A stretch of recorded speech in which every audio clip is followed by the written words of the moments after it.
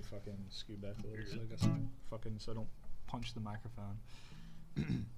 Hey, come listen to our podcast, yeah. Please listen, it's a hitch. If you don't listen to our podcast, yeah, then you are a bitch. Maybe that one. Hello, everyone. Welcome to another wonderful episode of Filmoscopy Podcast. On today's episode, we will be discussing the cult classic movie, Tenacious D and the Pick of Destiny. Basically, this movie is kind of it's partly a movie, but partly also Tenacious D's like second album, pretty much. So I'll kind of be discussing, I guess, a little bit of both aspects and how it kind of measures up, I guess, as a sequel to the first album that they had. But I'll just touch on that briefly. Hey, Owen, anyway, Owen, yeah. Can I ask you a question, sir? Yeah. By chance, what went off in your background that went, ooh? I don't know. Did you send a text message or something? I'm rubbing my desk because I got this. There's some shit on my desk. I'm trying to get it off. So It might be that. Oh, because we just started like, ooh, And it sounds like the ooh. And then we need to have Cody put the audio in from this thing where it shows like three hot chicks going ooh. It has this like Hispanic dude on the street going as he's like throwing up. But yeah. So this movie stars the duo, the band of Tenacious D. It's Jack Black and Kyle Gass. They directed this, and they didn't direct it. Their buddy Liam Lynch directed it, but they co-wrote it. And Jack All Black. three of them did. What'd you say? I just said all three of them co-wrote it. I think. All three of them co-wrote it, and but they had complete creative control, which was a kind of a big part. I think this is the last movie that Jack Black has had any kind of like creative input on, and like since I think he gave up making films pretty much outside of an acting role because of this movie. I can tell. Yeah, I can tell for sure because So, but it came out in 2006, $19 to $20 million budget, and only made $13.9 million in the box office. I think it recouped a lot of its loss, kind of in like DVD sales and stuff. Because I remember seeing this in like, I don't know, like a lot of people I knew had this on DVD. So I'm just gonna say it probably recouped some loss that way, and now it's kind of a cult classic in a way. A lot of people look fondly back on this movie if they watched it, especially when they were younger. But as far as my experience with it goes, I watched it when I must have been 6. I was pretty young when I saw it, and I didn't really know who Tenacious D was or anything like that. But I thought it was a pretty funny movie. And then when I was a teenager, I discovered their first album, and I thought their first album was funny as shit. So I went back and watched this movie, and I loved it as well. So it's always been kind of one of my personal favorites. Now I guess I'll turn it over to you guys and see if there's anything, if you guys have any experience with this, with Tenacious D or anything like that. Anything like that. I lost my virginity to this movie. That's impressive. So, I guess I'll start with you, Lance, since you already said something. By the way, my name's Owen. With me, remotely on site in the pod, is Lance and Cody. Hello. There you go. Nice. Okay, so I said my first experience with this, Owen, that you were trying to hit around to, I lost my virginity to this movie. Is that for real? No, it's not. I just like, Owen just gives me a Dr. Phil. Yeah. Is that for real? I just imagine like Owen's got his like hands together at the fingertips. He's like, go on. No, I had heard about this movie when it came out.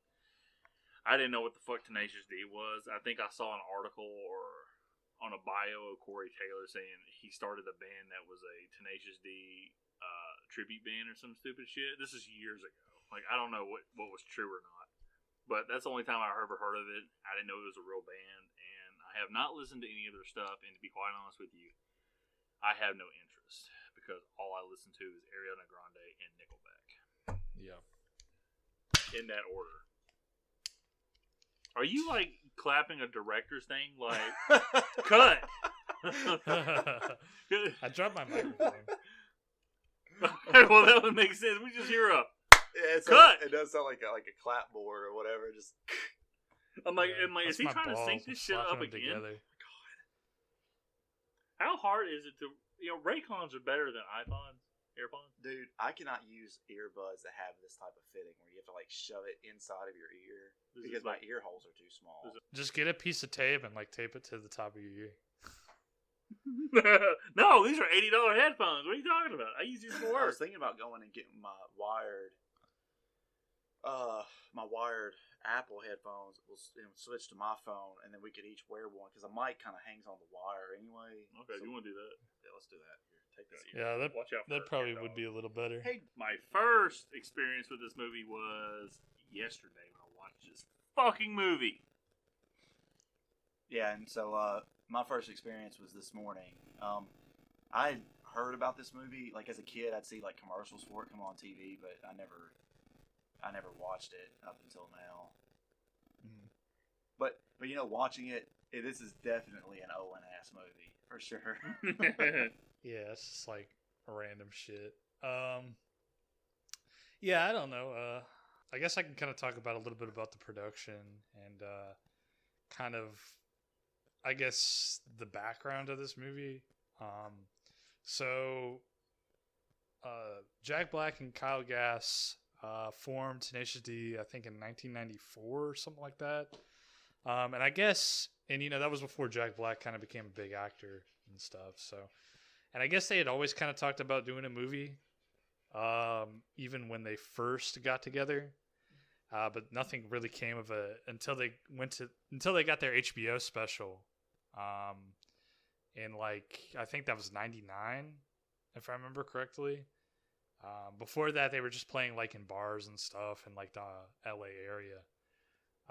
And then once they got their HBO special, they made like a bunch of music that's in the HBO special, and then they put it on an album. And that album is just called Tenacious D, and it's a pretty good album. They got like some sketches on there, mixed with like their goofy ass rock songs and stuff. I mean, none of it's like particularly highbrow. I think the best thing about Tenacious D is probably that I think Kyle Gass is a pretty good guitarist, all things considered. Like he shows his chops, even in this movie. He has some pretty cool sections and stuff, and some cool riffs that he comes up with. Even when you can tell, like in the behind the scenes and stuff, like a lot of the stuff where they're shooting, where they're trying to come up with songs and stuff like that. Like a lot of that's kind of off the cuff from what I've seen, like in the behind the scenes stuff. And even some of that stuff can be kind of catchy. And I think Jack Black is pretty good at making melodies, just off the top of his head with like stupid shit. But yeah, that's pretty much like the entirety of the first album. It's that and like sketches. But this came out, so the album came out in 2001. HBO show ended in 2000. This was in production, I think, right after the HBO show kind of stopped, or maybe a little bit after that. And then for a while, it was kind of like back and forth. I think Jack Black he was talking with some British producers, and I think they wanted creative control or something like that. And Jack Black was like, no, we want to make it ourselves. And they had a friend, and this friend is the director of this movie, Liam Lynch, who he's really just a like music video kind of guy. And you can kind of tell because, the directing in this movie is nothing to write home about. I don't think he has any other movie where he's a director outside of like comedy specials and like music videos. But they knew him through a music video they did for a single off their first album. And so he got together with them, and then he was like, hey, we should just make the movie ourselves and write it ourselves. You don't need other writers to write a movie for you. You guys are Tenacious D, so you should be able to figure out, what you guys would do in a situation. You guys are these characters pretty much, and that's what the characters in this movie are. They're just funny versions of Jack Black and Kyle Gass. But so yeah, they decided to basically maintain creative control of the film, kind of develop that stuff by themselves. And in the end, what we got was Tenacious D in the Pick of Destiny, for better or worse. I guess the first thing I can ask you guys overall, I guess, is what were some of your favorite aspects, if you can think of any? What kept you entertained, if you were entertained at all?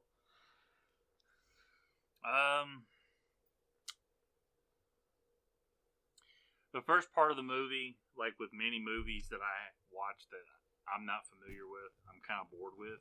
Not in a bad way. It's just, it's just my temperament. And there was a couple scenes where I kind of laughed out loud that kept me interested in the movie. The music at times is funny. Other times was a bit much for me. Yeah. The Sasquatch scene with the mushrooms was probably my favorite part of the movie, but there was a part before that. And I think it was when I think it's Tim Robbins is his name. That's Andy from what's that fucking prison movie based off of Stephen King novel? Shawshank Redemption. That's the guy, the one that is he's missing his leg. Oh, is it? That's Andy. Oh, yeah. Andy Dufresne. Andy Dufresne. That's and that part was fucking great. I wish I could tell you that Andy fought the good fight and that the sisters left him alone. But prison is no fairy tale. Yeah. So that was Andy. That was him at the diner. That part was pretty funny. And then, I'm trying to think of anything else that popped up in my head. Probably when he's having that freak out when he's doing that fake audition at the beginning with the fake. With the fake people in the front, and he's throwing bottles at his face. Yeah. Hey, don't cry. And he's like, he's having like his whole scene with his dad. That shit was pretty funny. Not everyone passes the gig test on the first try. The gig simulator or whatever. Oh, a gig simulator. For me, I think I enjoyed the majority of the movie. There were a couple spots in the movie where it kind of like just dragged a little bit. Yeah. But I think the music was really good. There was plenty of humor in it. There were several moments that had me laughing out loud. The first part in the beginning when it's like it's showing it in black and white when he's like a kid or whatever. Yeah, and I like dad. Yeah, it's so gray that it almost looks like it's black and white. His dad is like when he's playing, right? Obviously his mom is upset because he's like cussing and all that stuff, but. It almost looks like his dad is enjoying it at first. Cause he's like kind of smiling and nodding. Yeah. But maybe he's just thinking about the fact that he's going to take the belt out and whip his kid. I don't know. That's what he's excited about. Yeah, but that segment there was pretty funny. And I also laughed out loud during the Bigfoot scene where he's like flying on his back and the song's like perfect and everything, and then it cuts him in the trees. He's like, and you baby. Oh man. Some of my favorite bits are like I like when they first introduce like when Tenacious D first comes up on stage and the the stagehand guy is introducing them, and he's like once upon a time a band came and they're here to come again into your ear pussies, or something like that. That's my favorite line. Yeah, I think that is what he says. They're here to come again in your ear pussies.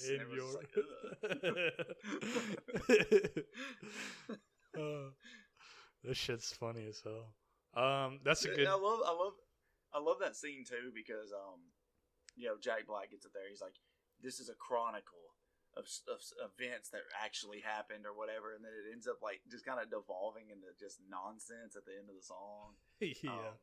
It was like what is he saying? He's like chicken fries. Yeah, it's like burrito supreme and a chicken burrito supreme. Chicken supreme. Yeah. Yeah, the song's called Supreme. That's a song off their first album. They play it in the HBO special too. I think they play it at the end of every like episode in the HBO special. So, but yeah, that's Supreme. So yeah, I like that part. I think there's just a lot of sections where Jack Black kind of, you could tell he's kind of doing his shit off the cuff, and it wouldn't really be as funny, I think, if it was anybody else. But I think Jack Black is really good at just kind of, his delivery is really good, and I think he can bring. I think a lot of it too, like you're saying, the delivery, his inflection, especially, like, because if you just really look at the lyrics of some of the music of the songs, it's stupid. It doesn't like it's stupid, not. Yeah. But the fact that he's just like the way he could say shit. Yeah, the way he can, like, they're at the end, where he's like doing the rock off with the demon or with the devil. Just the way he says, like, there's a line and he's like, "We've been through so much shit." Like the way he just says shit is fucking funny. Like, I don't know, there's just a way he delivers it that's that really great. I love when he first meets Kyle Gass, and Kyle Gass is kind of like trying to blow him off or whatever, and he starts singing along. And he's like, "And fucking rockin' and fucking rollin'," and just like there's like fucking in every other word, and that's kind of what I mean. Is like the lyrics sometimes are a little bit basic and dumb, but like because it's Jack Black and the way, like you said, the way he's delivering it, it actually makes it entertaining. Yeah, he's just he brings like a larger than life kind of element to it that's really fun to watch. I think he really makes this movie. I think KG is no slouch either. I think he has a lot of good bits as well. Like just the way he some of the faces he makes and stuff, and he's sort of like the straight man in this in a way, which is kind of how they are in real life. Like I've watched interviews and stuff, and Kyle Gass is always like kind of in the background.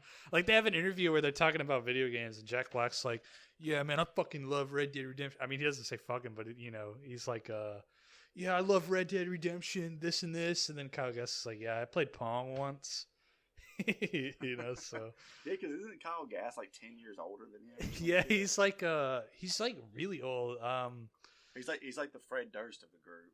Yeah, back in the day, Kyle Gass used to be like in, I don't know, he was like big in the rock scene like way back in the day, kind of in that area, like in the LA area. He was in like a lot of bands and stuff, and he was like in a band called Trainwreck, right? And he's wearing the Trainwreck shirt in the movie. Mm-hmm, yeah, I think so. It's funny because he looks entirely different, like when he was young. Like he's got like, he's not. I don't know. He just looks completely different. Speaking of looking entirely different, I pointed this out to Lance earlier because we were watching Parks and Rec. But Amy Poehler is in this movie. She's like the waitress with the black eye. Yeah. And the first time I'd ever seen her, or the earliest work that I'd ever seen her in, was Parks and Rec. And obviously that's, 8 years or so after this movie.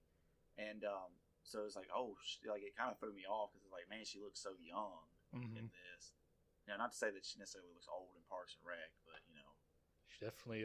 She looks. Her face. This sounds weird. Like when someone gets older, your face fills out. Yeah. Because your body retains fluid more than it did when it was younger. Yeah. And her face is more filled out than it is in this movie. She looks like a beanball. unless you're John Cena, which his face has become droopy and saggy for some reason. And his hairline is still perfect, but he's got no hair on the back. Your balls retain more fluids as well. Business in the front, balding in the back. Or you can be like me, balding all over. Even my ball sack. I'm just kidding. I call it my bald sack. Whoa, I got a dog crawling between my legs. Think Papa pumps your hook up. Holler. Hear me. I'm trying to think who else is in this movie. This John C. Reilly. John C. Reilly's in this movie. He's Sasquatch. Did you know Dave Grohl? Yeah. Did you know Dave Grohl's in this movie? Dave Grohl's the devil. Yeah. Oh, is he? Yeah, he's the devil. I don't know if you know him from his more famous band Foo Fighters. He's never done anything else before. The superior member of Nirvana. Yeah. He was never part of Nirvana. Yeah, he was only part of Foo Fighters. What are you talking about? And I don't care what anyone says, Foo Fighters is a much better band than Foo Fighters. Well, here's the thing. You can talk about like being better band, but it depends on what makes the most amount of money. And Dave Grohl was already a millionaire by the time he got Foo Fighters. But Foo Fighters music is more enjoyable You're wrong. I disagree. I've never sat down and listened to a Foo Fighter record. I'm with Lance on this one, Cody. What? I said I respect your opinion, Cody, but I'm with Lance on this one. Well, okay, you're kind of with me because I don't respect Cody's opinion. Monkey Ranch. This is- Monkey Ranch Pretender. Sucking on a dick, a monkey cock. All I know is one by one, and I'm on to the next one, sucking on a dick, and I make him come. I got another confession to Oh, make. yeah. I sucked his dick. Confession to make. I sucked his dick. I love that song. Anyway, I didn't know Dave Grohl was the devil in this. Yeah, and then of course, Well, Dave Grohl actually played drums on the Tenacious D first album. Did he? Yeah, Mhm. he did it as a favor for them, just to have fun with them. Oh yeah. That Jack first, Black had already started acting in some places at that point in movies. Yeah. that first album has like a lot of cameos on it. It's kind of weird. There's a band that's kind of big in the punk rock scene that you guys probably wouldn't know. They're called Red Cross. Blink-182? I mean, you guys might know them. I don't know, but No. like the bassist from Red Cross is on it, and he plays like bass in some parts. I believe, yeah, he does. Just a lot of really weird names on that first album. Who did you say was the guy with the bum leg? Guy That's, with the Tom Robbins. Tim Robbins, Paul, the guy who plays Andy Dufresne. Oh, The actor. okay, that's right. Yeah. Yeah. Sorry, I already forgot. Who's that again? Like 10 minutes you ask again. At the end of the episode, who was that? Oh, Cody, just fucking forget it. See, I thought in my mind, I was like, I don't recognize this guy, but I feel like this would be a good role that they would have found some like random like rock star that they were friends with to play. No, they got an Academy Award winner to play the part. It's the best part. They got somebody like fucking. Hold on, I want to know it like his exact name. I think it's Tim Robbins, but it could be Tom Robbins. I need to call Andy Dufresne. I've just thought of something, and I meant to search it. It's Tim Robbins.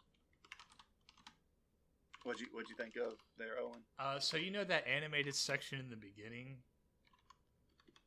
Yeah, where they fart. where and they their butts are fart, jiggling a lot. yeah, and they eat a bean and cheese and smoke a fucking doob.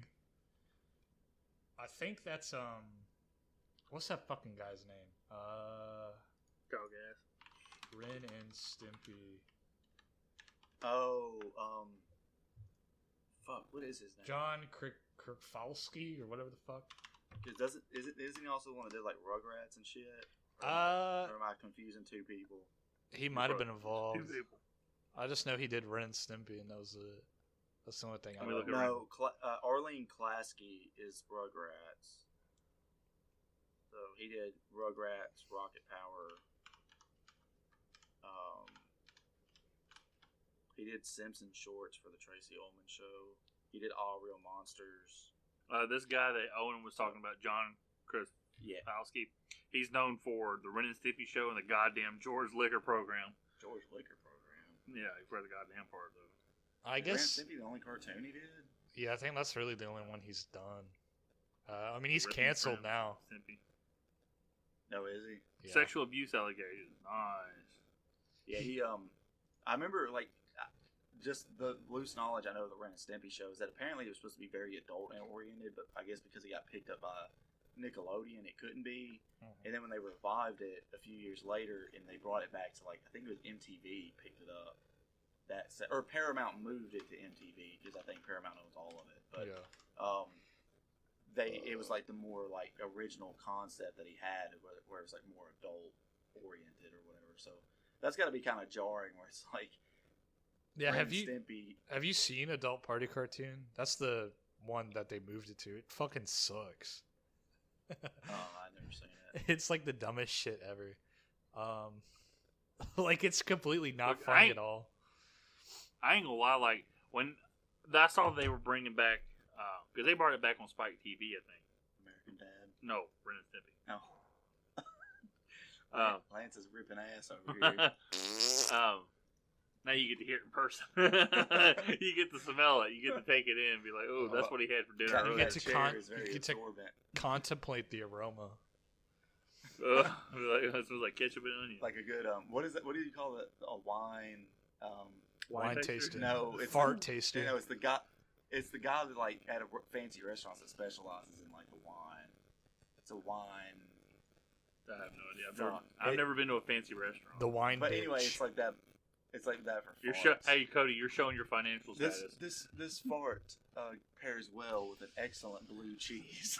Just like all the good farts, it's aged, vintage, 30 minutes. He's talking about the character that oh my god, Bruce Campbell plays in Spider-Man 3. Yeah. Oh, special night for the lady. I love romance. I'm French.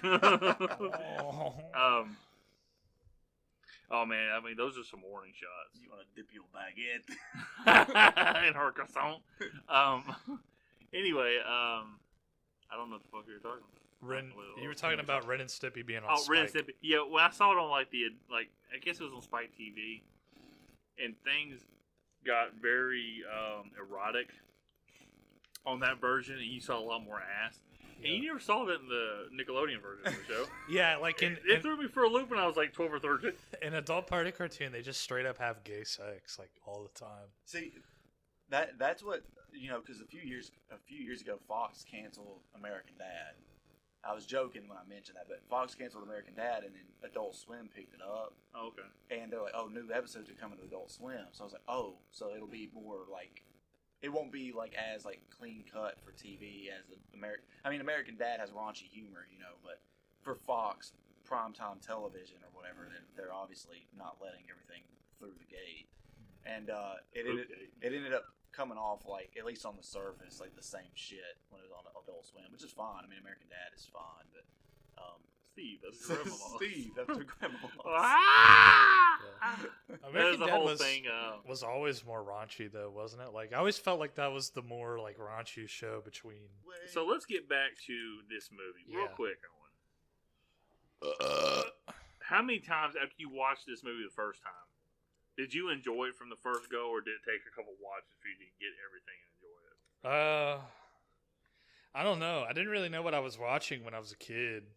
I was just like, man, this is fucking crazy, dude. But when I was a preteen, and when I was like a early teenager, I loved this fucking movie. So it's a pretty short movie. It's like I think it's sub like an hour and 30 minutes. Oh no, it's exactly on now because not counting the credits, it is sub 130, an hour and 30. So yeah, it's a pretty quick movie to go through, and I actually do like the songs in this. I mean, like. They're not songs I have saved to any playlist or anything, but I think they're fun for what they are. And, any song that has Dio in it is fucking gonna be good. Like, it's the best part of the movie is when Dio sings his part. Which, funnily enough, just a bit of background, he did that in one take. So, that's cool. Really, that song? Yeah, when Dio's vocal part on the Kickapoo track, the first song, he did that in one take. There's a behind the scenes thing of him doing it, and like everybody on the crew, he's like, "You want me to do it again? I could sing with you, Jack, or something like that. And you could do background or something." And Jack Black's like, "No, dude, that was perfect." So that's pretty cool. Yeah, Dio rocks. So Dio, he's the second lead singer of Black Sabbath, right? Yeah. He was in Rainbow. Is it Richie Black? Richie Black's Rainbow? I can never remember. That's like the guitarist from Deep Purple. It's Richie Blackmore's, I'm sorry. Yeah, he was the lead singer in that, and he was the second lead singer in Black Sabbath. That's the Dio era. After they kicked out Ozzy. Yeah, Ozzy was for being crazy. Yeah. Like in that interview where he's going, "Hi." He was on drugs and shit. But yeah, when I was a kid, I didn't know that was Dio. I thought it was Ben Stiller. I didn't know. I mean, I knew it was supposed to be Dio, but I didn't think they actually got Dio. Wait, isn't Ben Stiller? Oh, Ben Stiller. He's in this movie, but he looks to me, and I guess it might just be like autism, facial blindness, or something. I was like, dude, he looks just like him. That must be Ben Stiller. because you don't. Yeah, because he's the Guitar Center guy. Yeah, Ben Stiller is. because I was I watched this on like CRTs and shit, so you can really get a good look at Dio. I love how it's like supposed to when Jack Black's like a kid, it's supposed to be like the 80s or some shit, but Dio's like fucking like in his like 70s, like on this poster. I guess it is supposed to probably be the early 80s, right? Yeah, whenever the fuck Jack Black was a kid. But it's just funny to me that Dio's like an old man on this. It's like, well, we could get someone that look alike who's younger. We can just actually get Dio. I'm sure they're probably like getting Dio, and this is way cooler than just getting someone that looks like him. Yeah. And this was 2004, so they couldn't do like the Iron Man AI faces us. Yeah. Princess Leia and Rogue One stuff. Another rock legend that's in this, besides those other two we mentioned, is Meatloaf is in this. I'm not the biggest Meatloaf fan, but I feel like he's worth mentioning.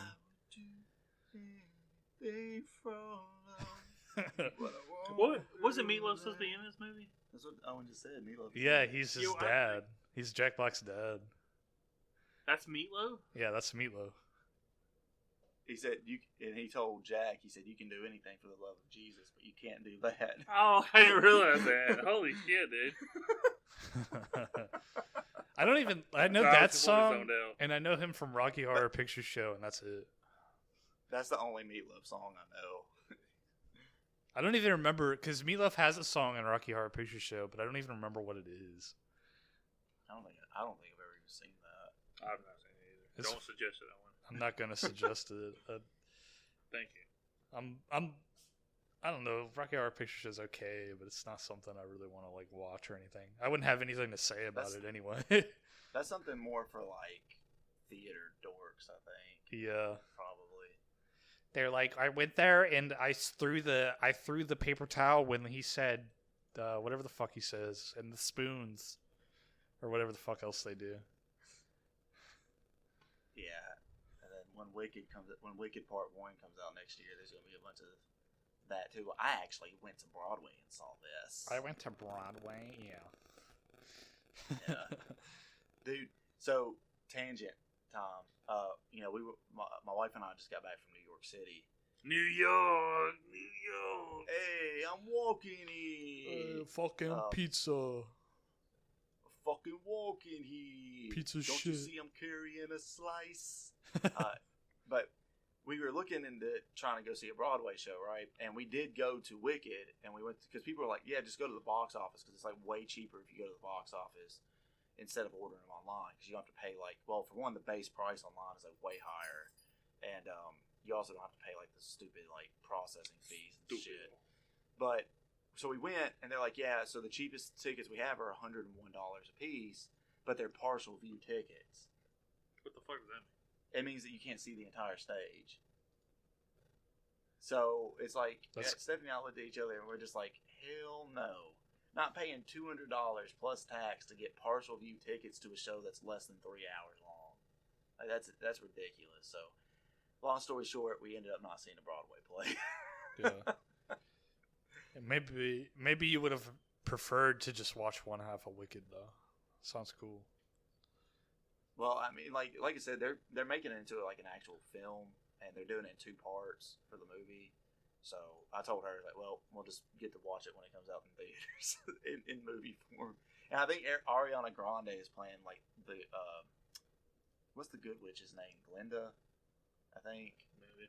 I have no idea. From what? Wizard of Oz. I've never watched Wizard of Oz. Oh, yeah. I have no interest in it. Wicked is I think it's supposed to be like a prequel to Wizard of Oz. It's the hot bitch wizard from the north. The Good Witch is played by Ariana Grande in the movie, and I don't remember who plays the Wicked Witch. There's one question I want to ask. Does she give us the juice?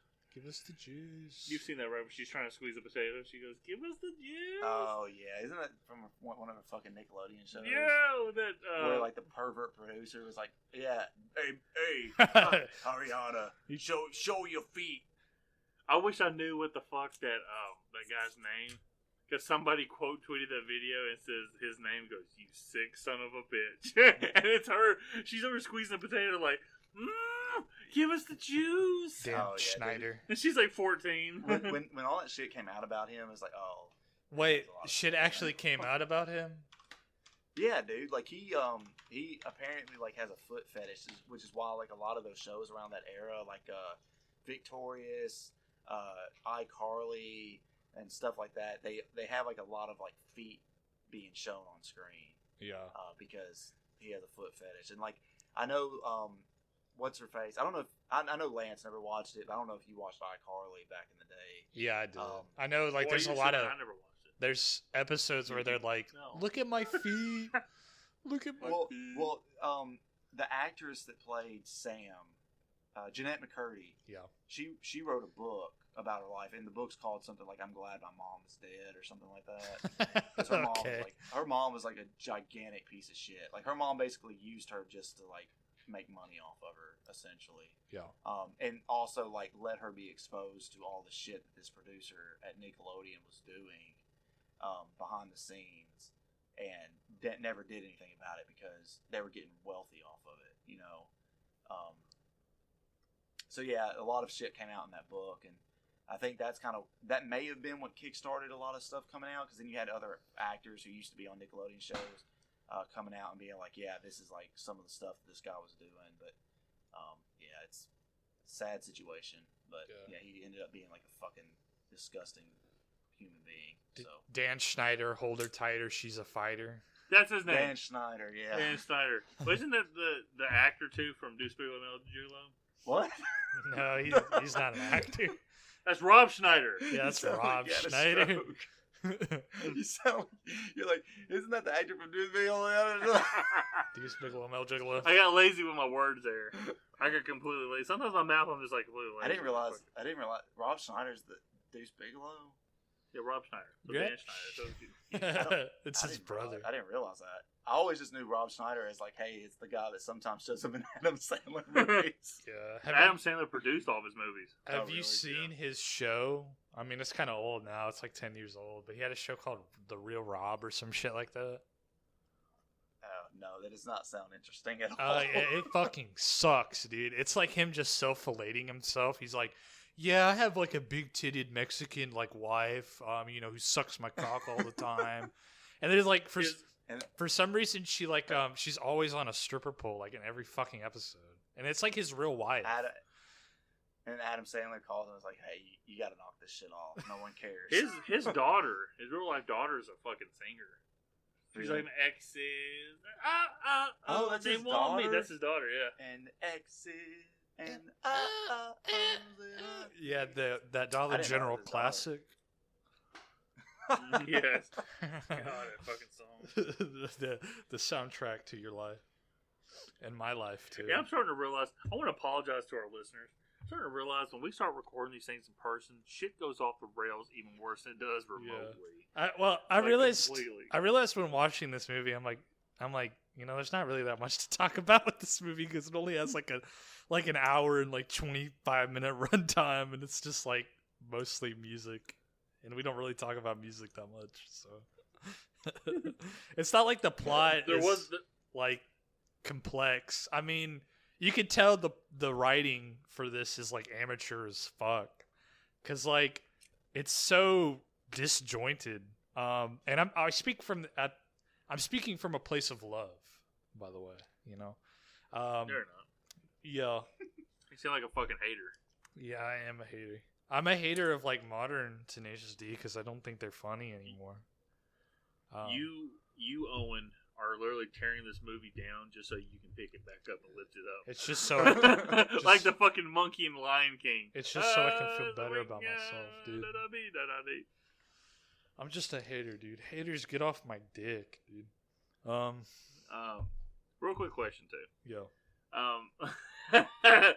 Is all the music featured in this movie released on a soundtrack? Yes, there is. Their second album in Tenacious D discography is the soundtrack to this movie. That's why I said at the beginning of this is kind of like it's their movie, but it's also their second album. It's like the music video to their second album. Yeah, yeah, exactly. It's just that with like most of the shit is the sketches because their albums always have sketches where they'll like there's this one sketch in the first album where KG eats Jack Black's like fucking kielbasa sausage and he's like, do you eat my no not his kielbasa sausage, his schnitzel, and he's like, do you eat my fucking schnitzel?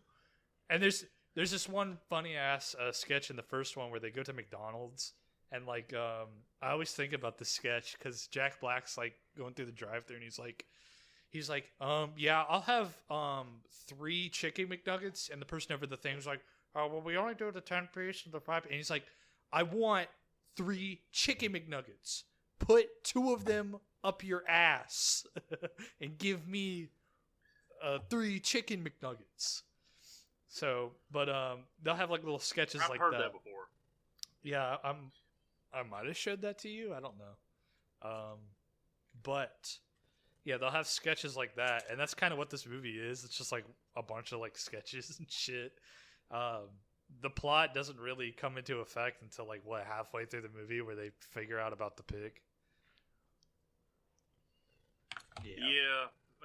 Yeah, because it's basically like part origin story, then part like the main like MacGuffin of the movie. Yeah. Is the pick of destiny.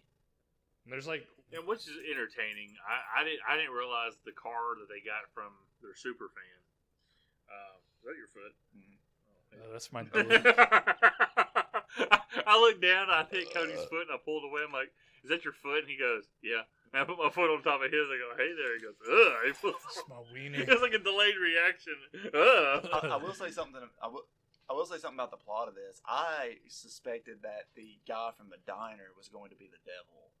Mm-hmm. 'Cause I kept looking at his teeth. Like I'm like, I wonder if I can see like a tooth chipped or something. But like obviously all his teeth were all fucked up.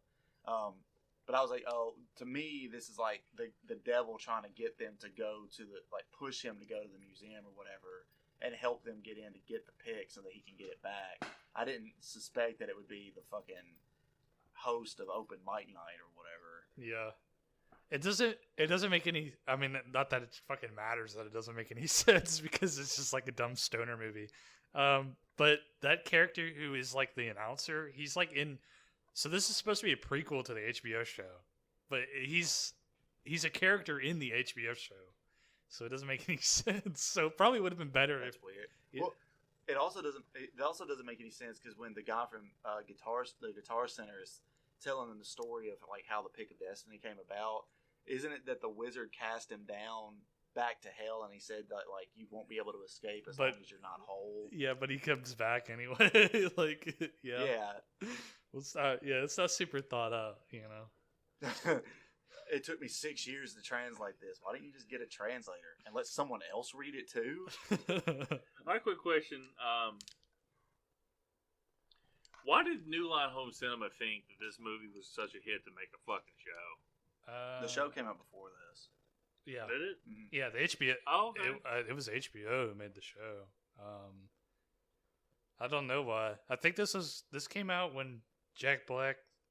I think the show came out after Jack Black had like his breakthrough role or some shit in that one movie. Can't remember what it's called, but I don't know. Well, all I know is 3 years later, New Line Home Cinema went under, so they started making some poor choices. Yeah, isn't Harvey Weinstein like? Didn't he own them or some shit? Isn't he involved with them? No, that's Dimension Films. Okay, my bad. New Line Cinema's back now, though, right? No, that's just a label Warner Brothers uses. Oh yeah, okay. So it's not really New Line, but they own New Line.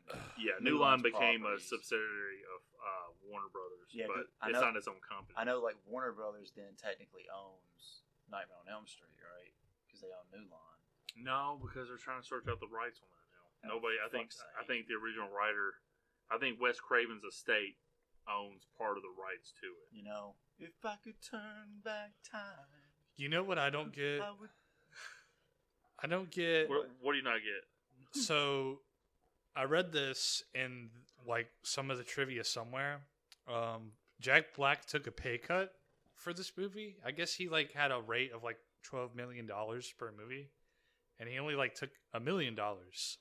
But like, how do you get paid like if you're making the movie? Like, I don't.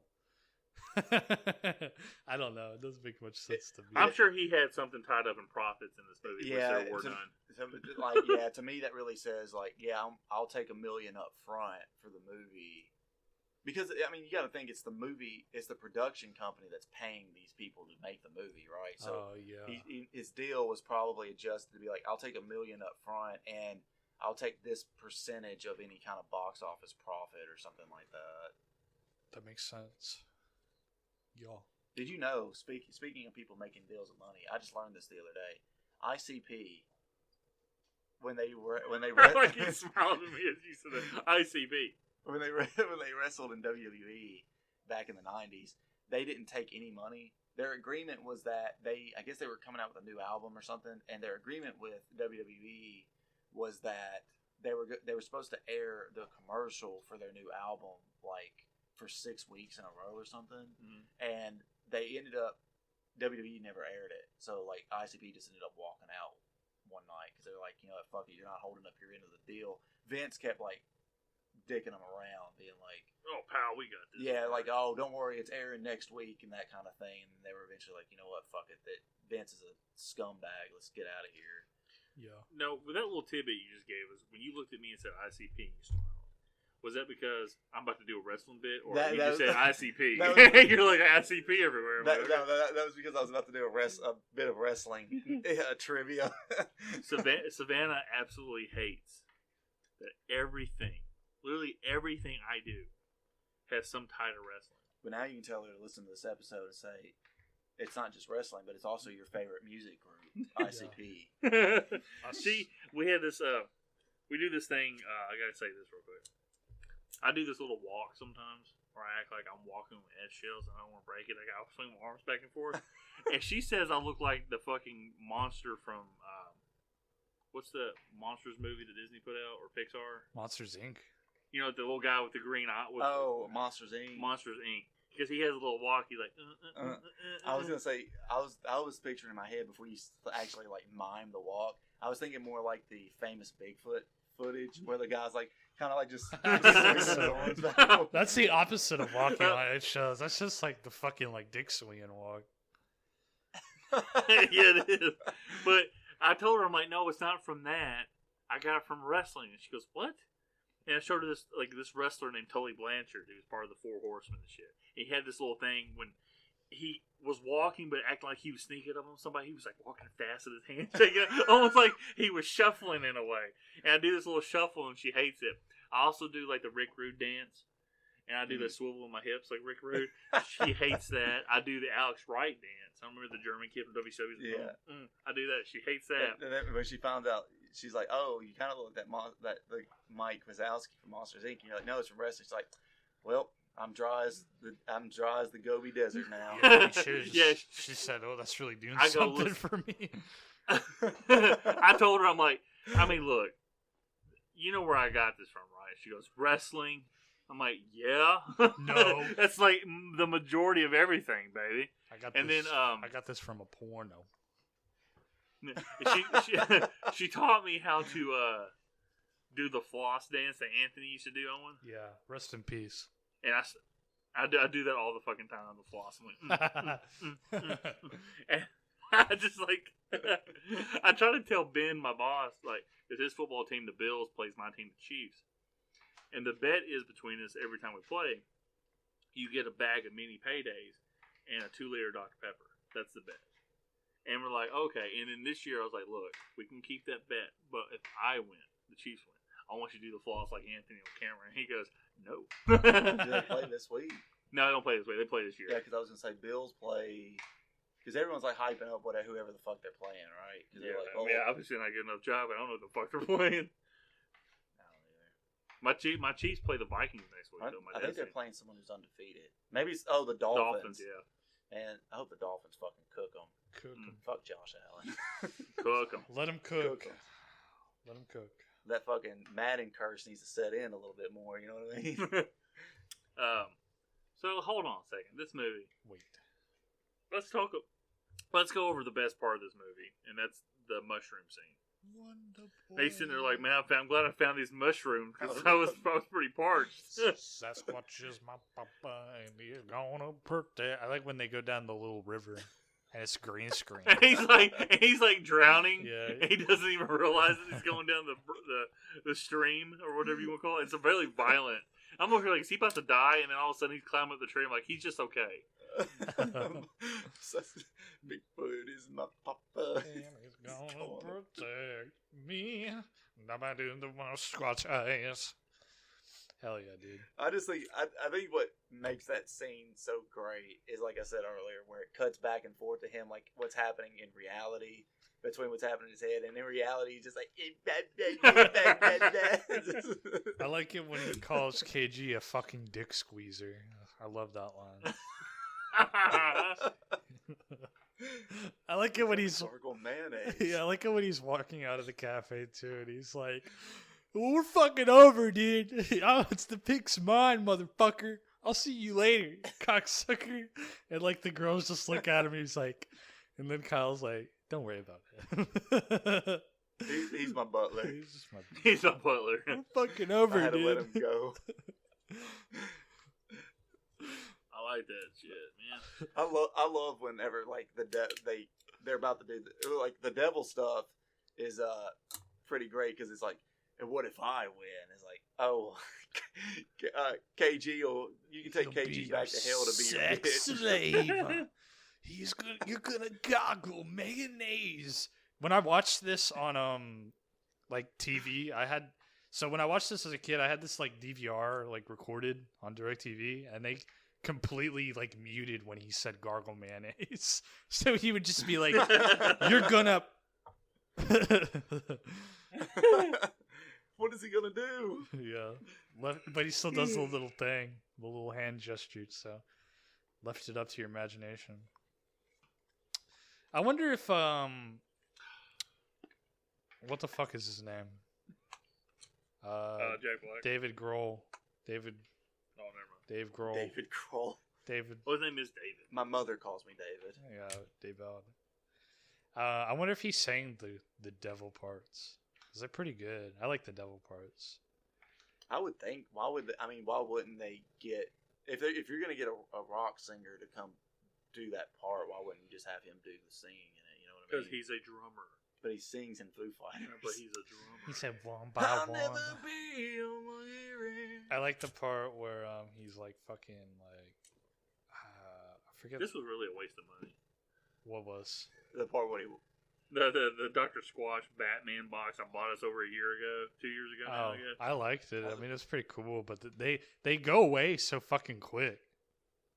Yeah, dude. They just I know it's Yeah, another but tangent. and that's all, folks. I saw an ad for Dr. Squatch online. It was like, if you buy 3 bars, you get 3 free, and it's like $30, but it's like 6 bars of soap, and it's like man, it's hard to justify. Like, I like the soap, but it's just hard to justify spending $30 on 6 bars. Like Owen said, they just don't last for it. Yeah, they last Man, that shit lasted me like 3 weeks with the 2 bars. Because I mean, I'm in the shower for about 25-30 minutes. You know, I'm trying to wash myself. You're using that off. scratchy bar of soap on your penis. On my asshole. Yeah. I gotta get the dried cum off my dick. When you were wrong, dried cum off my ass. The poop crust. I gotta get this shit and cum on my ass. I need industrial strength scraper. That's so gross. Good thing the soap was like sandpaper. No, it's just legit. Like, I was telling Cody earlier, if anybody knows me, I have an OCD about germophobia. Like, it's all mixed together. I don't know if it's clinically diagnosed OCD, but I do, and then I have germophobia. And it all just fucking combines together. So I'm in the shower, sometimes, like, re-washing myself 2 or 3 times, just because I get lost in my head with, like, this shit. And that's just, like, why I end up, like, going through so many bars of soap. And, yeah, so that Dr. Squash stuff just did not last long. We can cut that part out with in the ass. And the cum, like, I'm pretty sure that's something I want to have out By the there. way, Dr. Squash, please fucking sponsor us. They never did get back to me after I emailed them Yeah, about that. fuck them. Fuck them. Fuck Dr. Squash or whatever the fuck it's called. Yeah, we were getting 60 listens an episode. Now we're down to 10. Look who's laughing now, cocksucker. Yeah. So Dave Grohl did sing in that song. Oh, I like the part where he goes, "The demon code prevents me from declining a rock-off challenge." I like that one little line that he does. Is pretty cool. It's basically this whole movie's just basically a rock musical. I mean, that's what it is. Yeah, I don't know. I thought it was. I think it's great. I like it. I like even. I'm not complaining about it, but I know we've talked about musicals before. Obviously, we've covered a few of them on this podcast. But yeah, Scorpion's Revenge. Yeah. No, like The Greatest Showman. Come and see. Yeah, Come and See. The greatest musical of all time. Papa, they're gonna burn us in this barn. They're gonna kill us. Oh, they killed the cow. And then it shows the Germans outside. Die, die, die, die, burn, burn, Style. die, burn, die, burn. Whoopity whoop. I watched some deleted scenes of this, and I'm glad these deleted scenes. Deleted scenes of what? Of Tenacious D. Yeah. Oh, I thought you were talking about like some kind of shit from the World War II documentary. I've watched some deleted shit, man. It's fucked up. It's bro. fucking crazy, man. They kill a bunch of people, man. There's some deleted scenes at the end. There's supposed to be the scene where they like talk to Lee and they're like, "Hey, man, sorry about your car. Can we move in? We'll make you an official non-participating member of the D." And he's like, "Guys, this is the greatest day of my life." And then he hugs him, and then he looks up, and his eyes are black, like how the Devils were. And then it cuts there. Yeah. So that was one of the deleted scenes. And then there was another one. His car, I didn't know that was like a Cutlass, because my mom had a Cutlass Supreme growing up, and they kept mentioning Cutlass Supreme in that song at the bar. Oh. Yeah, but the Cutlass Supreme only had 2 doors. That's a 4-door like Cutlass, like 88 what they were driving. Cutlass Supreme, like Chicken Supreme, Burrito Supreme. And the Cutlass I think the original song has like different lyrics. Like I know they say like a Burrito Supreme and then something else, but fuck, I don't remember. Chicken Supreme. Yeah, they say that in the movie, but that song was also, like I said, in the HBO show, and they said something else. Like there's that line where they go like, "We know you're all robots and we don't care." What they would sing on HBO, they would say like, "We know it's paid cable and we don't care," or they would say like, "We know it's open mic night and we don't care," or some shit like that. So yeah, they changed the lyrics to that for this. But there was another deleted scene with that. I don't know if you guys would know who the actor I'm talking about. He's in The Office, and he plays that guy who's like a dickhead that everybody hates. Dwight? No, not Dwight. The guy, he works at like another branch of like Dunder Mifflin, and he comes in there and makes like he picks on. Is he the one that punches the hole in the wall? It's not Ed Helms. In the Office? It's not Ed Helms. It's not Okay. Andy. It's fuck, I don't remember. He has like he's balding. Oh, it's the guy that Steve Carell's character is like friends with. Yeah, but he's like a huge dickhead. Yeah, Packer. That's his name. That's David Costner. Yeah, he's in this. He's in this movie of the deleted scene, I think. Yeah, so he plays like a crazy gun nut, like surplus. Yeah, of course he does. Yeah, he plays like a surplus store Hey, owner. he's a Chiefs fan. And they have a scene where they buy like the walkie-talkies and shit that they used in the movie, because I guess that they thought that needed to be explained. So how they got walkie-talkies. Well, I was kind of confused whenever they got there. Like, where the fuck did you get this walkie-talkie from? I guess it did need to be in the movie. Director's cut. It did, because he's over here like he's climbing up a tree, going ooh, and he falls off, and it's like he's like talking, and like all of a sudden you hear Kyle like talking to him. He's like, "I'm right here, buddy." He's like, "What the fuck is he talking through?" And he pulls a walkie-talkie out of his pocket. It's like, okay, I guess he's carrying a walkie-talkie. So yeah, that explains how they get it. And then they sing one of the songs off the like movie album called "The Government Sucks," I think. But yeah, that's that scene. don't know. Those are the 2 deleted scenes. There's some other stuff that was deleted too, but it's only like little asides and shit. They cut it out because The Government Sucks is actually a trap song. Yeah. So it didn't fit tonally. Yeah, people at the time were like, "What is this? It sounds awful." But the kids today would really vibe with it. You know. Hey, what I I mean? like trap. Shut up. Real quick, Cody. And it and Jack Black mumble raps in it. Yeah. Hey, look, we talked. Do you about like this mumble a few years rap? ago. The guy who, Yeah. well, you know his name. I'll let Owen Google it. Okay. Andy, what's his name from the Conan O'Brien show?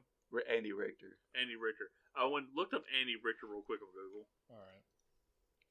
Andy. You had to see a visual aid.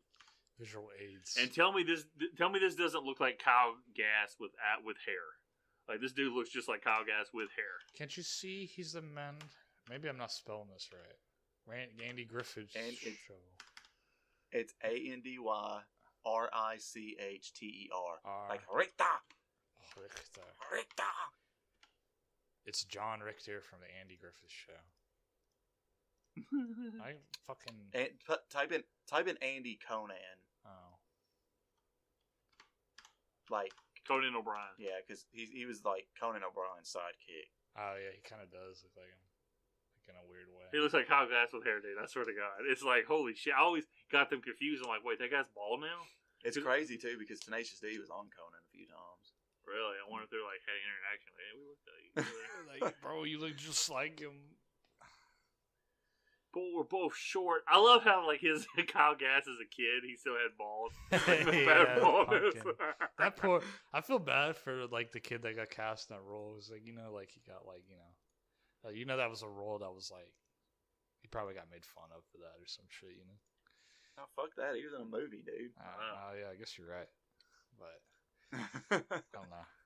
I always just think about that, like, you know, if I was in a movie, I want to be like the guy who does the. You want to be the kid that got dressed up as the Grinch. Yeah, that's right.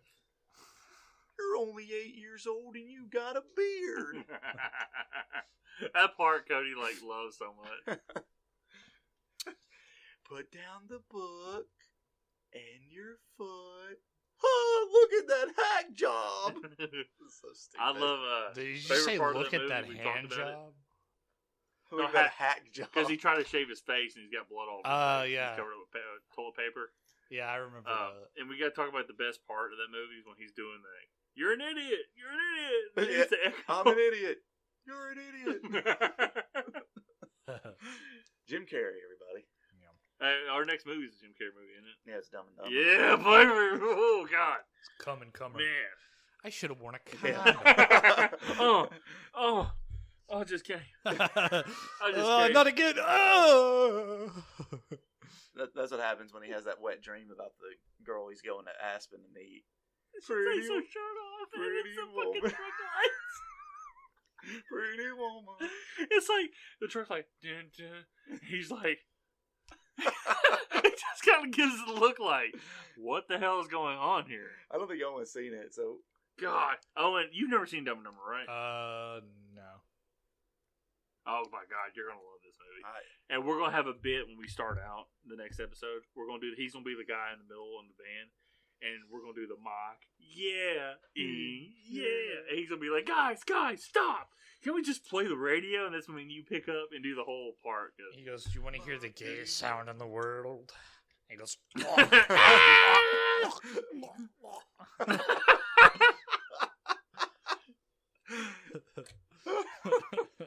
"It's highbrow." God, I can't wait. Yeah, it is highbrow. I cannot wait to do that movie. Like, no offense to this movie, but I know Dumb and Dumber like the back of my hand. Yeah. Like everything, like quotes and shit. Like I still use it as like lines. I'm like, "Suck me sideways." When he pulls up to the mansion and sees the house, some people are like, "What?" I'm like, "It's from Dumb and Dumber." because you also masturbated while he was having the dream about the woman. I still do that thing when he's talking to the rich people. He goes, and then he goes, "Do you love me?" And she says, "No." "That's a real nice ski mask." And he just slaps some dude, and I'll just start laughing. It's so fucking stupid. And I do that at work all the time. And Savannah just like, she just rolls her eyes. Like, it doesn't matter. Like, there's nothing I do that makes her laugh. She either laughs because it's stupid, or she wants to embarrass me some way. That's where we're at in this relationship.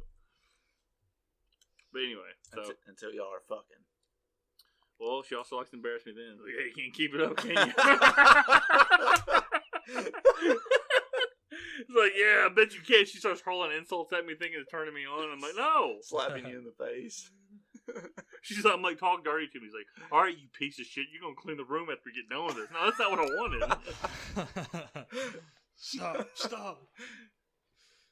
Stop, I'm about to come. It's just like, yeah. I'm about to come. Yeah, you're gonna swallow all this stuff out of me, aren't you? Like, no. Oh, God. I'm about to come. I keep trying to get her, like, I'm trying to get her to call me daddy. Oh, no. Just in it was like, hey, come here, give daddy a kiss. And she goes, I don't know who you're talking about. Yeah, that's funny. I don't know who you're talking She's about. like, she goes, I don't know who you're talking about. I'm like, give daddy a kiss. She goes, who's that? Then she calls her bull. She was like, my dad's not here. Daddy's not here. I'm just with you. Someone asked me at work the other day, is like, did she call your name out during sex? Like, I don't know, I gotta gas the guy who's with her.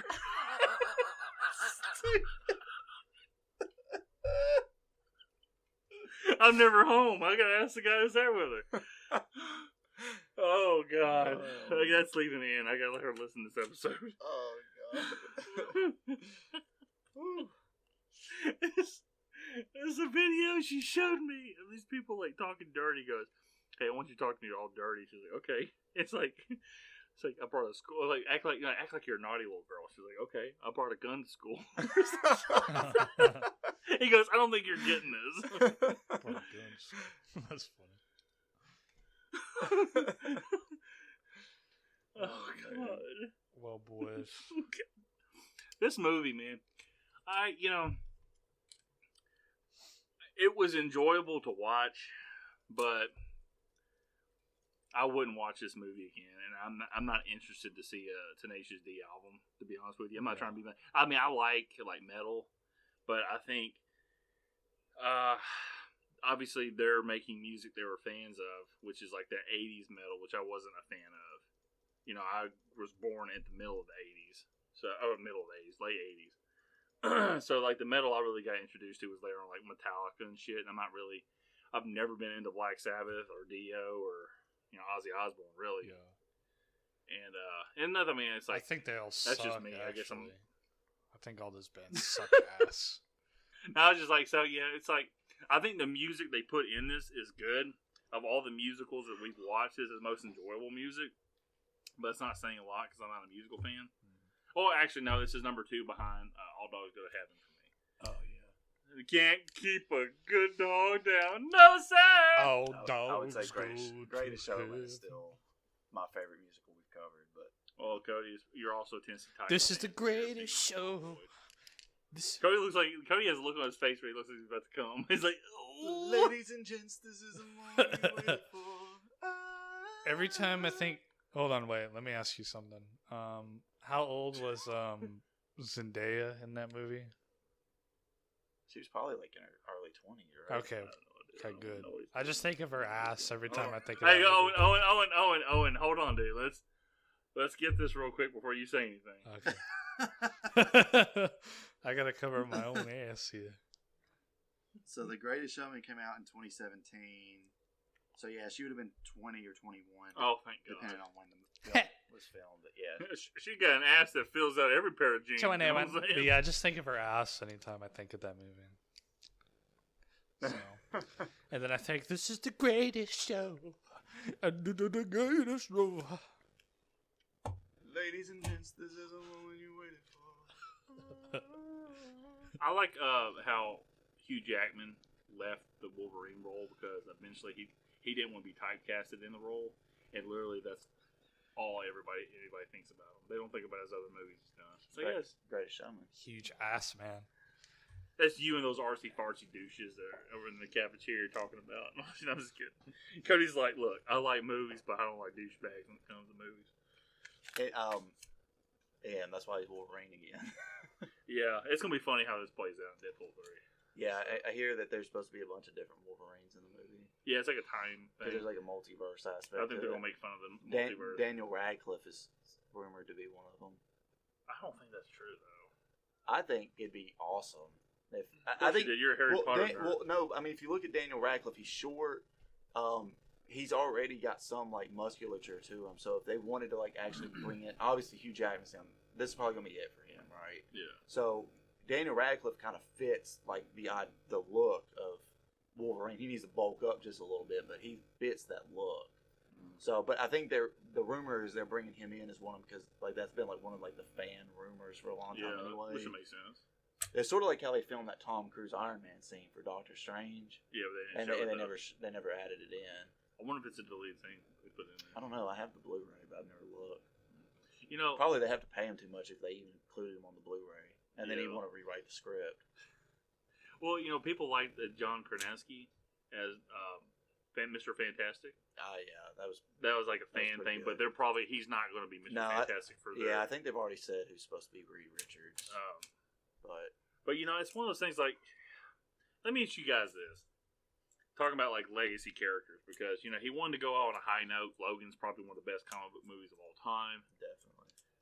Do you think though that movies now, especially with the crowd coming up, hold less weight than they did before? Like, it really doesn't matter what your last movie is; they're just gonna pick out their favorite memory anyway. Because like you got people now arguing like, you know, the Batman's better than the Dark Knight trilogy. It's like, look, these movies are 15 years apart. Yeah. So I don't know. I don't think this generation coming up is going to appreciate movies like the generations before us had. We're in a transition period at this point because people watch TikToks and shit. I don't think that's necessarily the case. I think obviously the way that movies are consumed now are very different, right? Yeah, obviously 10 out of 10 clips on YouTube.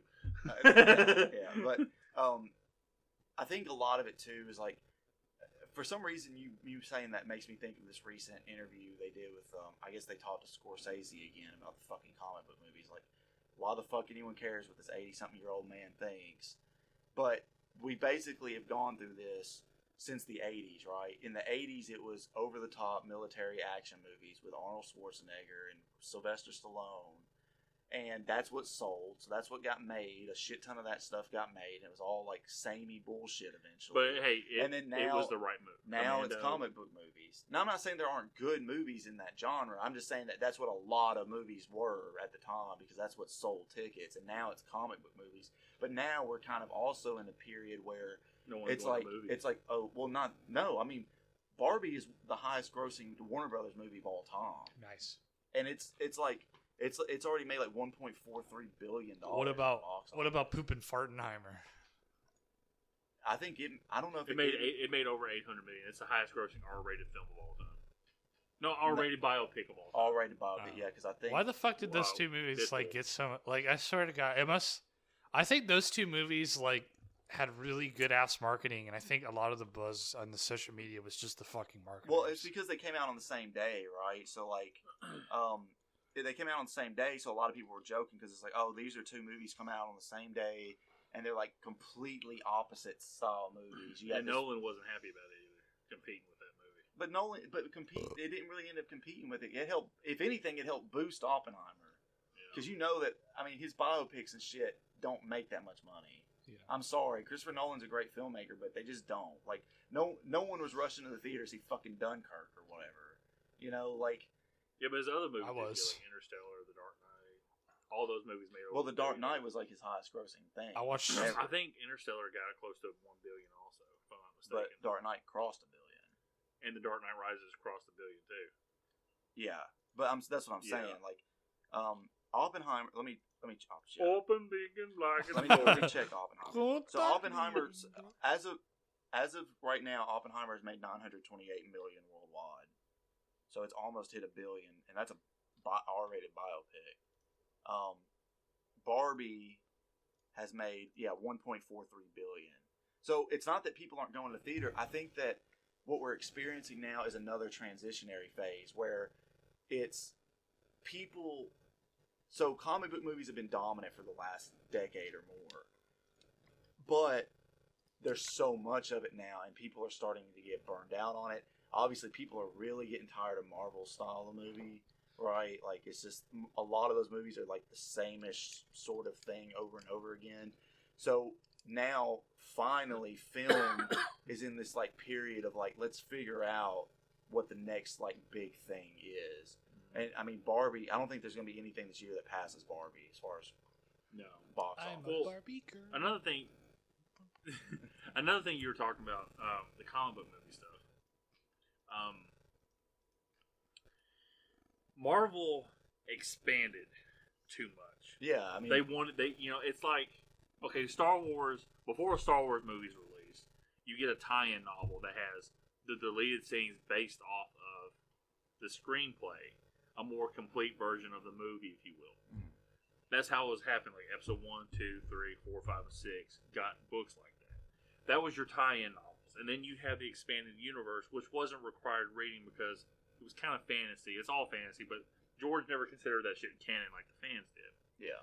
Marvel expanded this shit out after Endgame to making limited TV show runs. Yeah, I mean on their own Disney Plus. Like, I mean, Yeah, they're expanding out, but it's too much. Marvel, for everything they did to help establish comic book movies as this dominant force in the industry, they've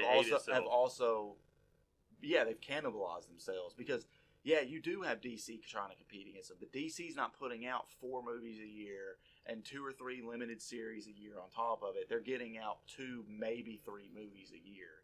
But literally, like, Marvel this year has got Guardians 3, it's got The Marvels, it had the Nick Fury series, Loki season 2 is about to start, Echo I think is supposed to be coming out sometime by the end of the year, and there was some other Marvel movie, Ant-Man and Quantumania or whatever Came out. was earlier this year. So like, I mean, there's already that, not counting the DC movies that have come out this year and are still coming out this year. You know, it's just too much and people are getting sick of it. But the plus side of that, like I said, is now the industry is like trying to find that thing that is going to like grab people again. And I don't think that it's so much people aren't going. I mean, yeah, there are less people going to the theaters, right? But I think people are just more selective about what they go to the theater to see because someone made a good point. It may be Christopher Nolan that said this. People want to go and see an event. Like, they don't want something that's like, oh, I can just watch that at home and I'll be fine. They want something they can go to the theater and see and be like, I needed to go to the theater and see this. I've only been to the theater once this year. And for me and Stephanie, that's kind of nuts because at least before the pandemic hit, we were going to the theater probably 8-9 times a year. And we've only gone to see Mario this year. Now, next weekend, we're talking about going to see a double feature to see The Nun 2 and the new Exorcist movie. I'm a believer. I could believe her if I try.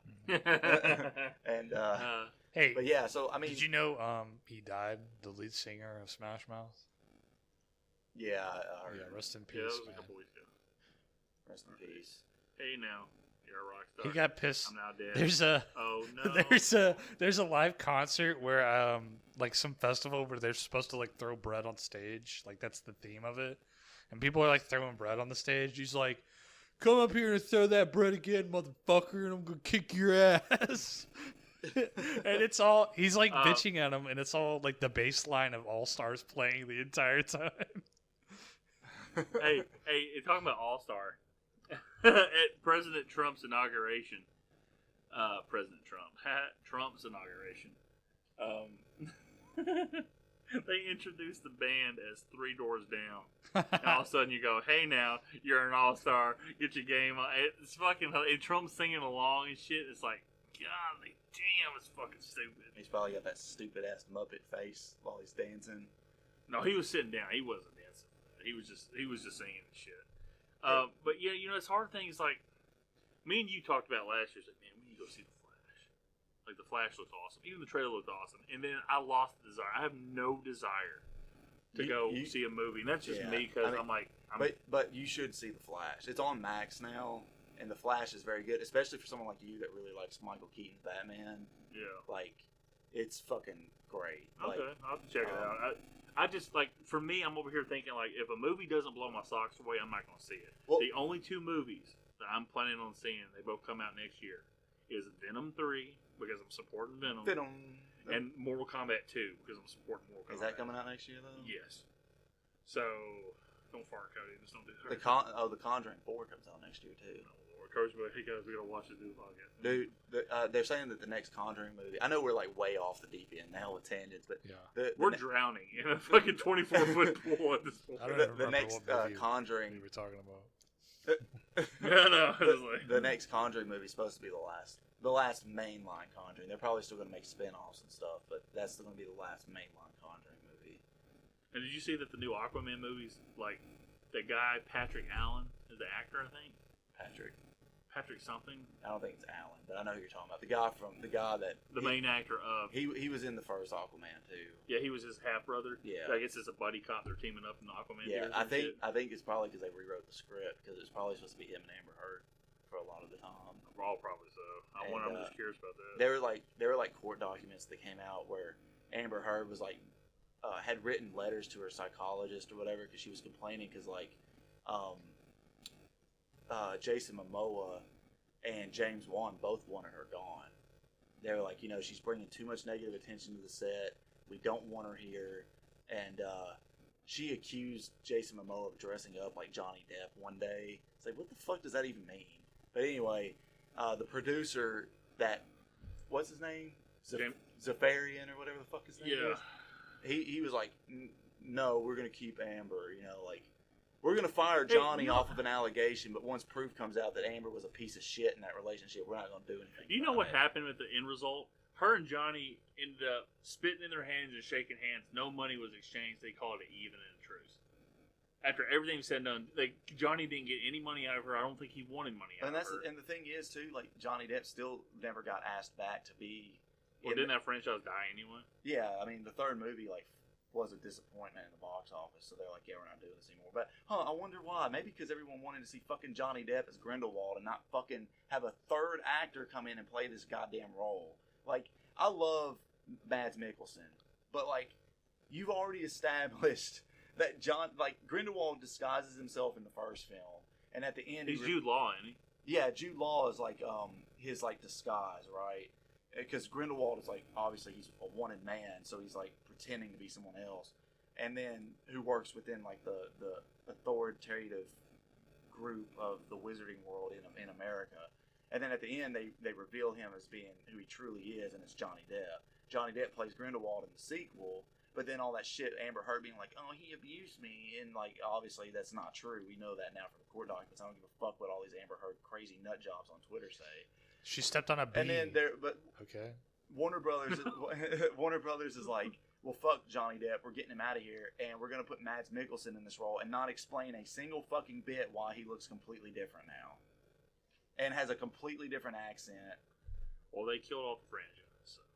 Did those movies ever explore Dumbledore being gay? Yeah, they did in the third one. There's a sex scene. Is it for real? No. Damn. Okay. His teenage relationship is with Grindelwald because they knew each other when they were younger, and they kind of explore that and the whole idea of them being they have this unbreakable vow or whatever that they can't harm each other. Mm-hmm. So a lot of the movie is how they're going to get rid of this vow so that because Dumbledore. It's very much understood that Dumbledore is likely the only one that can actually defeat Grindelwald. Mm-hmm. And they were obviously planning another movie because the final confrontation doesn't actually happen in that film. But like I said, it was disappointing. It was a disappointment in the box office, and Warner Brothers shut down any sequel talks. And now they're just Grindelwald in any of the Harry Potter movies. He died in the fourth book. He shows up briefly in the Half-Blood Prince. He's in a prison cell. And Voldemort shows up because he's looking for the Elder Wand, which is the most powerful wand in history, and it was actually created by Death. And Grindelwald was the last one to have had it, or at least that anyone knew that had it. And so he goes to the prison cell to talk to Grindelwald, and he said, no, the one that you fear most or whatever is the one that has it, which is Dumbledore. Because the way to earn the wand, I know this is all nerdy shit, but the way to win the wand to actually have it operate properly for you is to defeat the person who has it in a duel, which Dumbledore did by defeating Grindelwald. Maybe he didn't kill him because he loved him. Yeah, and then then Voldemort goes to Dumbledore's grave and steals the wand. Maybe it's the Deathly Hallows that he goes to Grindelwald because Dumbledore dies at the end of Half-Blood Prince. So is it when his character revealed in that movie? I'm just curious as a nerd. Is it I'm a nerd, but I don't have any interest in Harry Potter. I'm interested. It's not a big like pop moment. Like if you read the books, you know who it is. Yeah. And because they go into more detail in the book about like, oh, this is who this is. Dumbledore and Grindelwald knew each other when they were younger. Blah blah blah. And but in the movie, it's just kind of like, basically just barely touched on. Yeah. Now Warner Brothers is like rebooting the entire franchise. They're doing a series on Max. For Harry Potter? Yeah, they're going to do 7 seasons, so each season's going to cover each book. Yeah. So I wonder if that's going to be successful. No. Let me ask you something, because what's her face? Because they talked about the woman who made those books. She made J.K. Rowling. Yeah, whatever. J.K. J.K. J.K. wrote in a script because they were going to have a speech from Dumbledore talking about past girlfriends. Like, Dumbledore's gay. So going back and rereading the books, you have multiple times, I'm assuming. It's implied that he's gay in the book, but it's not really like heavily hinted. It's just like it's kind of like touched on that he has like this like emotional connection with Grindelwald, but it's not really like explicitly said. It wasn't until after the last book was even published that she came out in like an interview or something. It's like, he's gay. Oh, gotcha. And people are like, what? Because there was obviously another line where he goes, "A woman, what's that?" Yeah, and there's also there's also like some weird shit too, where she's like, someone asked her, which is just so stupid, but someone asked her like, were there toilets in Hogwarts when it was originally built? Because it was supposedly built like hundreds of years ago or whatever. And people always shit though. And she's like, no, they just use their wand to like vanish their waste away. And it's like, that doesn't make any sense because toilets actually existed in fucking castles in like the 12th century and shit. Like basically it was just like a stone toilet or whatever that you use the bathroom in. There's like this like hole on the side of the castle or whatever that kind of like a chute that it like ran down. But yeah, it's just like dumb shit. But anyway, let's get back to what we're doing because we've like gone way off the fucking deep end. Well, we padded this podcast out. We're gonna be like, this movie features a little Tenacious D, the rest. Right, it's a buffet episode. I feel bad. I kind of feel bad, Owen, because I feel like we kind of hijacked this from you. Nah, I don't care. Owen's like, you know what, guys, I don't need to be on the show anymore. Fuck y'all. Okay? Well, it's really like the plot's kind of straightforward though. It's like this made up plot because I was like, is this Jack Black's backstory when they were singing at the beginning? And I go, wait, no, he was born and raised in California. He wasn't raised. Yeah, he was born like in LA. And he was raised Jewish, so he wasn't even raised in a Christian background. Like, oh, okay, all this shit's it's funny. Like I say, it's an entertaining story. I imagine if I like drugs or like drinking and watch this movie, I would enjoy it a lot more. But that's just not what I'm into, period. So it's just, I don't know. I mean, I thought, like I said, it wasn't a complete drag to watch, like some of the movies we watched, like Greatest Showman. Trying to think of all the fucking movies we did, like Kung Pao. That one, even though it was stupid funny, it took me a while to get through that fucking movie. I had to pause and like, fuck, this thing's stupid. Five Nights at Freddy's. Freddy got Finger. I don't know, that one right there I really enjoyed. Like when I got that second half of the movie, I fucking loved it. But yeah, like I said, it wasn't a drag. I just never would watch this movie again. But if you like heavy metal and you like a lot of the older metal, I think you would appreciate it, especially if you like Tenacious D. I think you'd really like this movie. And I don't think it's a bad movie. I think it, like Owen was saying, this movie is like, what is that thing called? Like, it feels indie as fuck when it's written out. Like, this is like a first time writer writing out a movie. But it still looked good for being goofy as it is.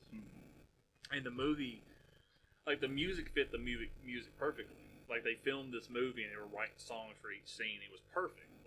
Like the most literal sense of the movie is what these songs were. There was no deep meaning. This wasn't like you're listening to Tool or Perfect Circle and it's like, what does he mean by that? And the song was like, no, it's like I'm trying to break in the building. I see a camera. I get back on the wall. And that's what I meant earlier because it's very much like it's very much like a rock musical because that's kind of how musicals are, right? Like a lot of times in musicals, the songs are like just kind of like. What's the word I'm looking for? Written for the scene. It's right? like the word starts with like it's like an EX word. SX. Explains. It's basically just not explains. It's there to like basically provide a lot of like in-depth detail as to what's happening in the moment. Yeah, and I think they do a great job. Exposition. Exposition. Yes, thank you. And the thing is, this movie walks a fine line. Like, did they write the scene and then record the song, or was this a song they recorded and wrote the scene around the song? Does that make sense? Yeah, I think that it is entirely possible that they wrote the songs first. Yeah, I think so, and they wrote the movie to fit the songs, which, bravo on them. That actually is fucking pretty hilarious. But but it's also, Owen, do you see that though? It's like a fine line between like, did they write the songs for the movie, or did they write the movie for the song? Yeah, like there's some scenes where you can see it goes either way. Yeah, totally. There's some, like, even when I was talking about that deleted scene where they sing in that surplus store, like, you can tell that that's just like, they're like, oh, we have this song on the album, we need to make a scene where, it would make sense for us to sing this song. Well, it's like, the Sasquatch song. Like, that song, like, it feels like that was a song and they wrote the scene for the song. But it's funny. Like, him breaking into the Rock and Roll Hall of Fame felt like that was a scene and they wrote the song for that scene. Yeah, I get what you mean. It's funny, though, the Bigfoot song, they did a very good job of like giving a reason why he would even stop to eat the mushrooms. Because remember at the diner, he didn't get anything to eat because they had no money anyway. Well, he tells Kyle, he's like, man, I don't eat before a mission. I gotta stay focused. It slows you down. And then and then whenever he's eating the mushrooms, he's like, oh man, I'm glad I found these mushrooms because I was hungry. He's just dripping, and like his hands make when he's looking, it's like a lightsaber motion. Like I said, there's some good parts in it, but like the thing I appreciate the most is, like I said, that balance between, is the song written and then the scene's written, or is the scene's written and then the song is written for the scene? Like, there's quite a few times you can say it goes either way, and I find that pretty incredible for somebody who has no musical talent. So I have all the respect for these guys. I just would not watch this movie again, but I do recommend it for at least a one watch for people. Because it's not a waste of time. And there was some parts I laughed out loud. Like when he ripped off Kyle's wig. And it was like, He looked down at his hands like, I mean, I busted out laughing at that. And so, anyway, that's my thing. Like, I recommend it for at least one watch to see if you like it. And a lot of people probably would like this movie. Cody? Yeah, I recommend it as well. I enjoyed it. Like I said, there were a couple of moments that kind of dragged, but they didn't last too long. The music, I really enjoyed the music.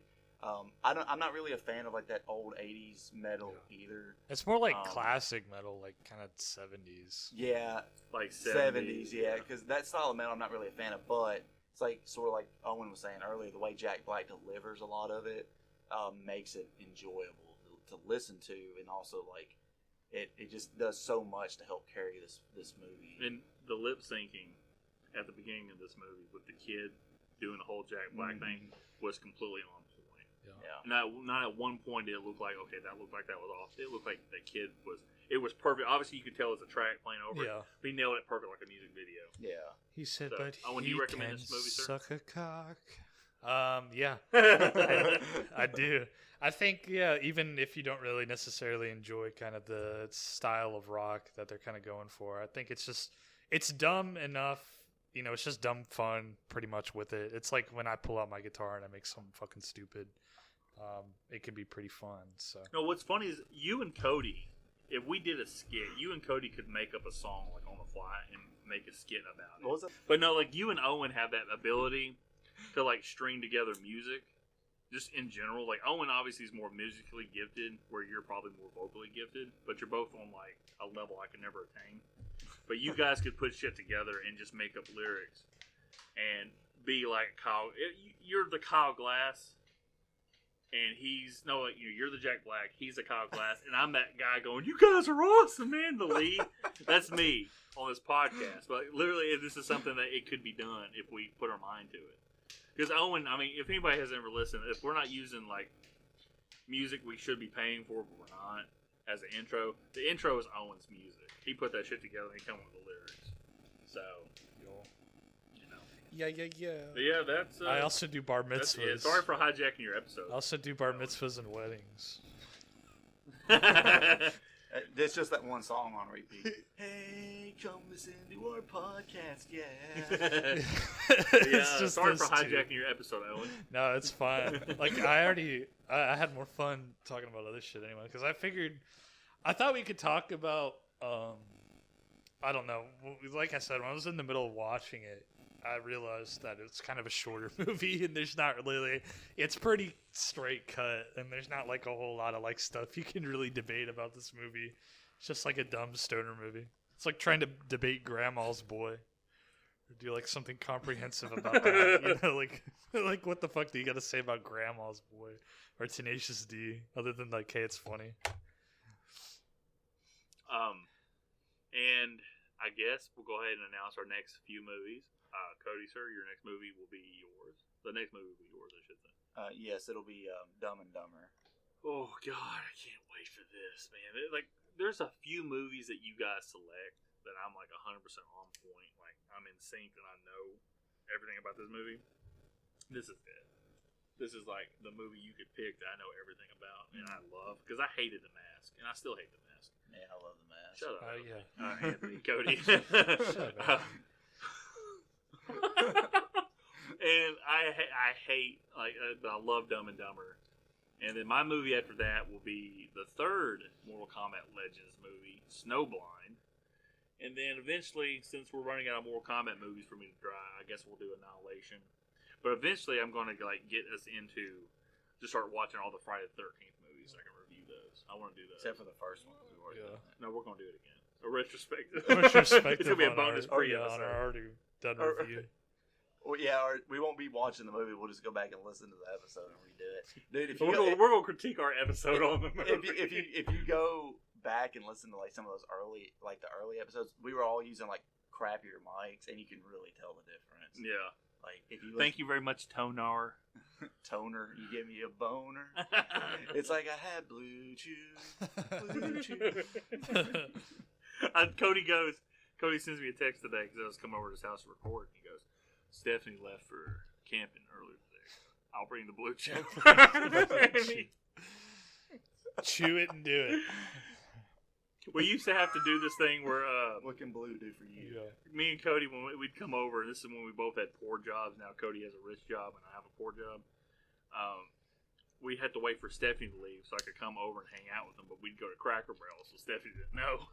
She's like, he doesn't need to be eating out all the time. And Cody's not like fat at all. He's got a metabolism like a fucking horse. So we're like, let's go to Cracker Barrel. So we'd sneak up there and come back, and she'd come back, what you guys been doing? Nothing. We've done 8 out twice that day, and she goes, Cody, we're going to have some here at the house. He goes, okay. 8 out twice that day. I'm gonna eat out later that night. He's talking about me, not Stephanie. Yeah. Eat out that ass. What? Oh man! All right, guys. Let's wrap this shit up. Wipe that shit off your mouth, Cody. You've been eating ass. Get out the fucking Dr. Squatch. Owen, go ahead. Owen, close out the episode, sir. Well, everybody, that was another fantastic episode of Philosophy Podcast.